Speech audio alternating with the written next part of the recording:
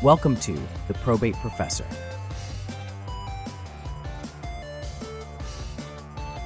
Hey everyone, welcome into an all-new episode of the Probate Professor with attorney Taylor Waite over at the Clear Counsel Law Group. I am your host, Mike Leon. You know, navigating the Nevada probate system can be a little overwhelming, folks, but you don't have to do it alone. Taylor is here to help you, but he's also helped Southern Nevada families clear the legal hurdles and protect their legacies with confidence. Taylor, it's good to see you, my friend.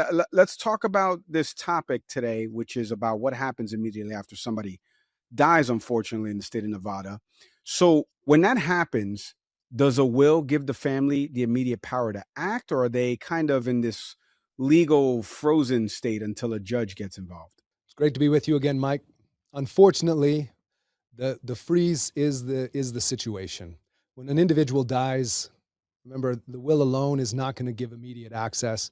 It's a list of the individual's wishes, who they want to be in charge, and how they want those assets distributed. But in most situations, what that means is someone's going to have to take that will to court, get formally appointed as the court-appointed administrator, and then begin to manage affairs, creditors, assets, other issues that may come up. But that initial step, unfortunately, is everything's frozen. We understand in the end, even if it's frustrating to us, we understand why that can be helpful to freeze access while the courts figure out exactly who should be in charge and who should manage those assets. Let's work backwards here, Taylor. So we've talked about this in a previous episode, but let's just say there's no will in place. I'm sure you guys get this a lot, that people just assume the state of Nevada is just going to take everything. But what actually happens in that scenario to assets like a house and a car the moment someone passes away without this legal plan in place? So when someone dies without a will, the law is outlined. So there's a laws of succession in Nevada, which will detail what happens. They're going to make some assumptions. The law makes assumptions about what we believe people would do without the will. And the assumptions it makes are the ones that most reasonable people would make. So if you think of a snapshot of the people that survive at the moment of death, so if there is a spouse, you would think that the spouse would recover some of that. If there are surviving children, then the children will recover, right? And if there are no spouse and no children, then a parent, if a parent is alive. So that's kind of the process. So a snapshot at death, and then there's a series of statutes in Nevada that would say, this is who takes. And it really goes, those succession statutes go out to the idea of closest next of kin. The goal is not to give it to the state. The goal is to give it to someone in the family. Closer the better, but the law will say, so if it's a distant cousin, then that's all that's left, then that's who will inherit. It can be a process to find that person, but again, the goal is that someone within the family will receive the benefit of those assets. Taylor, can we talk about what makes a will valid in the state of Nevada? So as an example, let's just say the family finds a handwritten note. Does that hold up in Nevada probate court? So the question of validity of a will, it's, as you can imagine, that's one of the greatest questions that comes up in any probate case, and often a great source of fights. So the holographic will is a good example. And in fact, during COVID, if you remember, when we were all stuck at home, we put out some literature. So in the state of Nevada, you can create a holographic will. And it has some specific requirements. It's got to be in your handwriting, dated and signed, but that is a valid will in the state of Nevada. Now, to be clear, similar to just having a will, even if it's valid, you still have to go to court, and there would be some other requirements to then prove that will, including things like affidavits to show that that in fact is the handwriting and the signature of the individual. But it is valid. So yes, don't throw that away if you're going through mom's stuff and you find a handwritten note. It doesn't even have to be called a will. You're just looking for the testamentary language that would indicate mom's intent to give her assets to someone. That can be a will. And then it's got to, again, meet those other requirements in her handwriting, dated and signed. The more specific requirements for a more traditional will, it's typed up. Sometimes those are filled in processes, but it requires signature of the testator. So whomever is signing that will, they've got to sign it. And then they have to sign it in the presence of two witnesses. Okay? And in the presence is important. We've had cases where, people were in the room but did not sign as witnesses at the time. And then attorneys would come in later and say, hey, well, these so-and-so saw them sign the will, and so it should be valid. But that's not the requirement. The requirement is that the individual creating the will and the witnesses all sign together at the same time. Again, the goal is always to enforce the intent of the person that created the will, but it's also important we have certain requirements for enforceable wills to guard against fraud and other issues.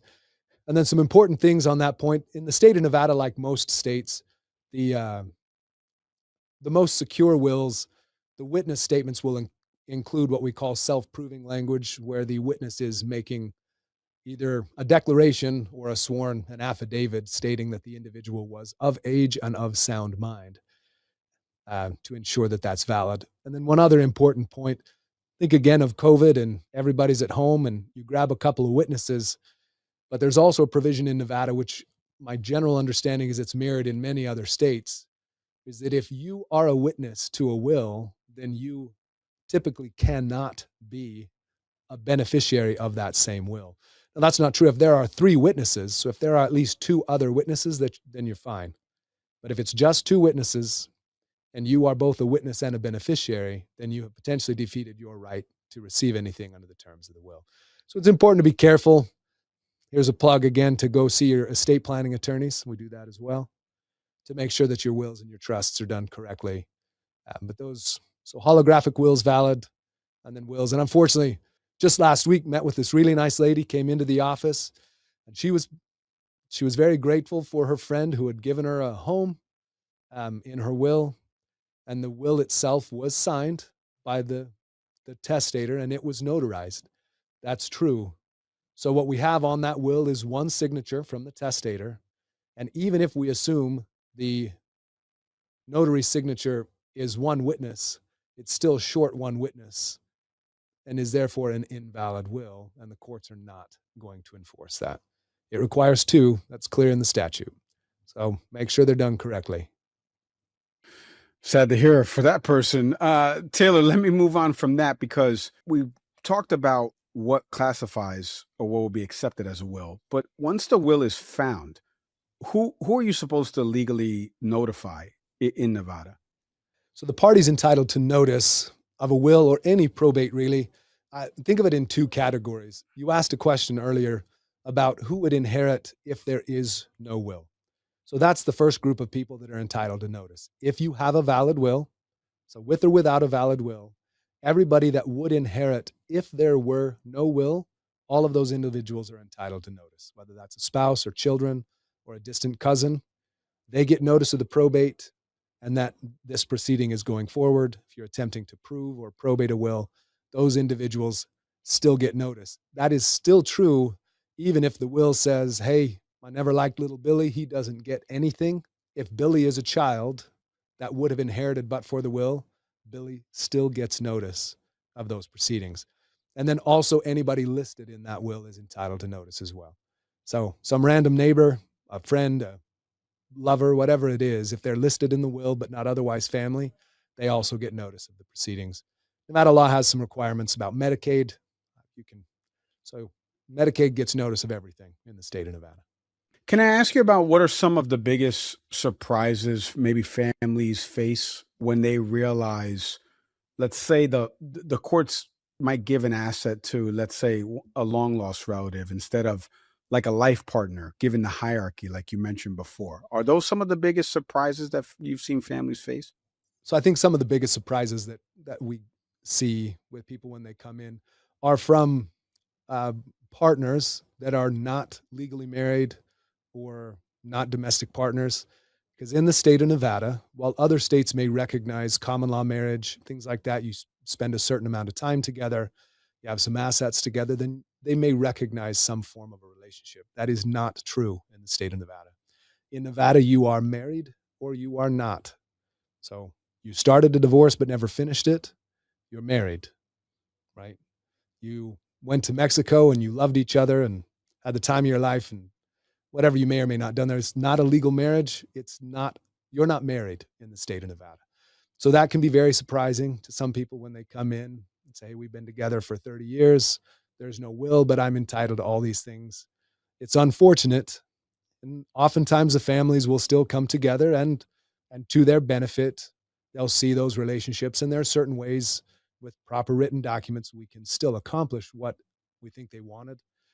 But the legal starting point in the state of Nevada is that that individual is not an interested party because they are not legally married. We see a similar issue with stepchildren, where a parent that they love, they were raised by, again, very emotional situation, but the circumstances can be such that they come in and they are not interested parties. Now, there are some exceptions. Nevada has a Nevada Parentage Act where under certain circumstances, a stepchild can be considered a child for inheritance purposes. That's a fact-based question, considering, when the child came into the life of the individual, how they were put out as a child, and also a consideration would be whether or not, so if it's a stepdad, for example, whether or not that child's real father was also a part of their life. It sounds sort of mean to say it, but you don't get it both ways. You don't get to inherit from a stepfather and your real father. It's a fact-based question, but it's a very sad situation. It's another plug for making sure your will or your trust or whatever situation, whatever you're going to use to transfer your assets. But it can be a very sad situation when someone feels not even a legal entitlement, just that emotional entitlement might be the wrong word, but really the desire to receive what they feel is there, but the laws just doesn't recognize that relationship. Taylor, in a previous episode, I think you mentioned about a dollar amount threshold of the entire estate where it could potentially avoid the courthouse entirely. Is that accurate? And what is the dollar amount, if there is a dollar amount threshold in Nevada? So there is a dollar amount threshold in Nevada that will allow you to avoid the probate process altogether. Going back to that idea of probate being driven by nature and value of assets, that's still the first question for me, is the nature of the assets. If there is real property, so if there is a home that has to go through the process, then the affidavits are not available. If there's a home in Nevada, some dirt, even if it's not developed, you're going to go to probate. So the nature matters. If it's real property, you're going to go to probate. But if there is no real property, if all you're left with is cars and bank accounts, personal items to some degree, and so the values are for a surviving spouse, and it's different for a surviving spouse than it is for everybody else. So if you are the surviving spouse, then you can use what's called an affidavit of entitlement, and that will transfer if the total value is $150,000 or less. And when I say total, remember, that's everything. So if it's the bank accounts, the cars, and everything, and it's $150,000 or less, then they can use those affidavits to transfer title. They don't need to go to probate.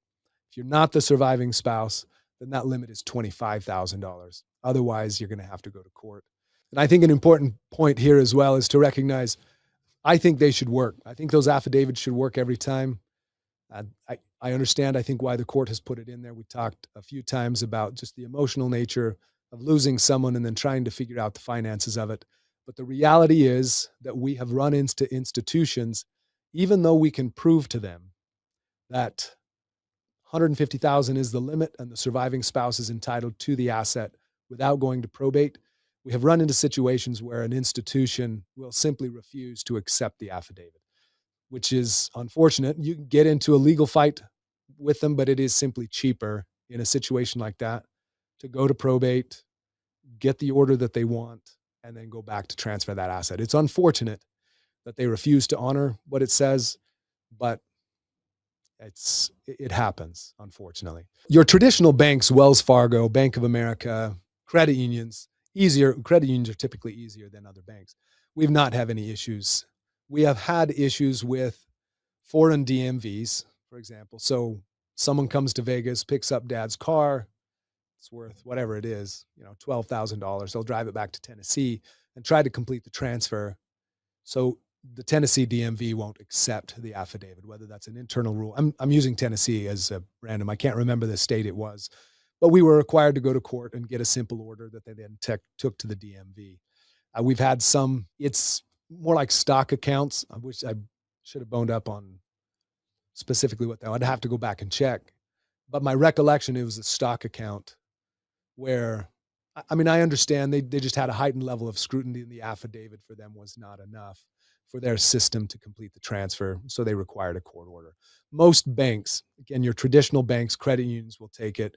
If you're in Nevada, Nevada DMV has a specific form, and they will accept that form almost every time. Nevada Department of Manufactured Housing, same thing. They have a form that you can use to complete that transfer.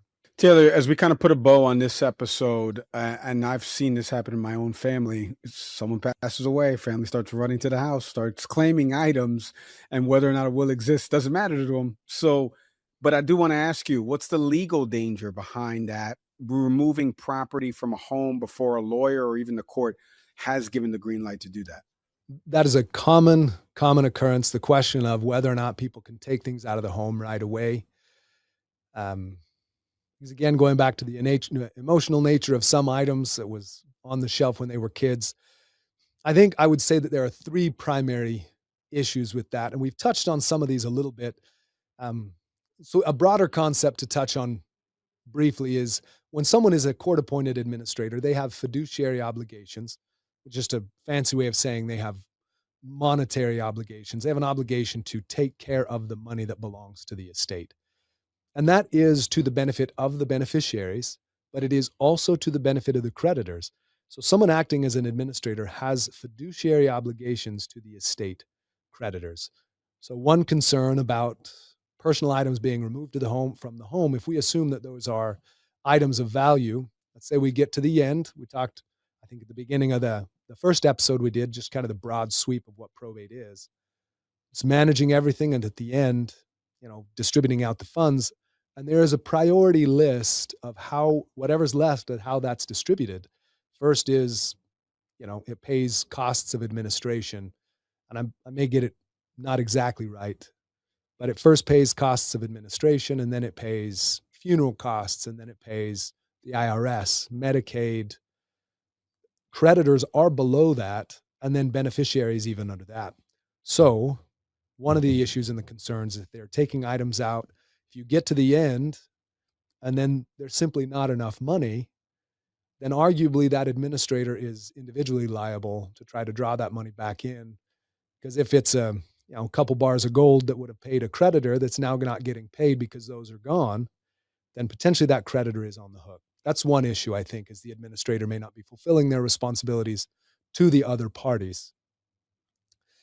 And then the other potential issue is, we talked about a will. If you discover a will later, so-and-so walks off with that beautiful painting that mom and dad loved and they hang it in their house or lose it, you discover a will and determine that that painting actually belongs to someone else. Then that's a problem. And then the last is just, and I can't recall if it was just we were chatting, personal items really is, in my experience, the greatest source of dispute. Right. So if you're not careful about it, you can incur costs and expenses, attorney's fees and everything else, fighting over things that people really didn't have authority to take in the first place. So you want to be careful with personal items. My last bit on this, the one I'm not sure it's an exception, particularly if you have family that lives out of town. Just certainly you want to secure any jewelry, but it's also important that, it's my opinion, that you secure very securely and probably remove from the home, if no one's going to be staying there, remove any firearms from the home and make sure that those are secure. Don't run to that house just yet and start taking stuff. Taylor. That's right. That's right. Taylor, thank you as always for the time and insights, man. I appreciate it.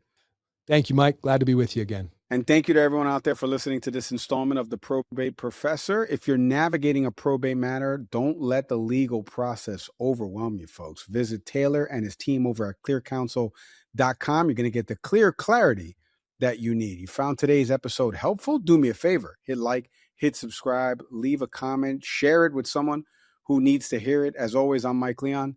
See everybody next time. Thanks for watching. Be sure to hit that like and subscribe button and leave us a review in the comments.